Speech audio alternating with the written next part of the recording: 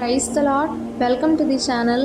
ఐనిన్ Jesus. దేవుని మహాకృపను బట్టి అందరూ క్షేమంగా ఉన్నారని ఆశిస్తా ఉన్నాను. ఈ దినం దేవుని వాక్యం ఆదికాండం 41వ అధ్యాయం 47వ వచనం. సమృద్ధిగా పంట పండిన 7 సంవత్సరములలో భూమి బహు విరివిగా పండెను. ఈ దినం మనం యోసేపు గారి జీవితం నుండి మరొక విషయాన్ని ధ్యానించబోతా ఉన్నాం. అదేమనగా తగ్గింపు స్వభావం తనకు ఎటువంటి ఆశీర్వాదం తీసుకొచ్చింది అనే విషయాన్ని మనం ధ్యానించబోతా ఉన్నాం.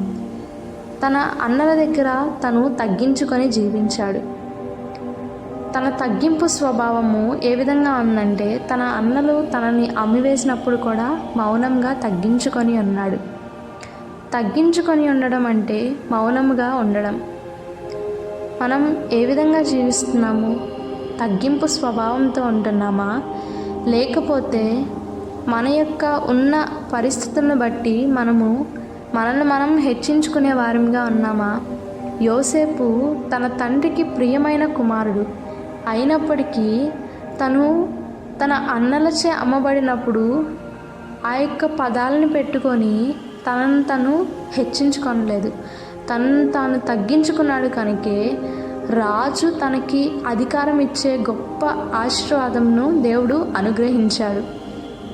అటువంటి తగ్గింపు మనం కలిగి జీవించాలంటే మనము దేవుని ఎదుట మనము తగ్గించుకొని ఆయన నామాన్ని హెచ్చించే వారంగా ఉండాలి. ప్రార్థించుకుందాం. మమ్మల్ని మిక్కిలిగా ప్రేమించిన మా ప్రియ పరలోకపు తండ్రి, దేవా, ఈ దినమందు ప్రభా నాయనా యేసయ్యా, మేము ఎటువంటి తగ్గింపు స్వభావం కలిగి ఉండాలి, ఏ పరిస్థితిలో మౌనముగా ఉండాలి, ఏ పరిస్థితిలో మా నోరు తెరవబడాలి అనే విషయాల్ని నీవు నేర్పించిన విధానాన్ని బట్టి మీకే వందనాలు.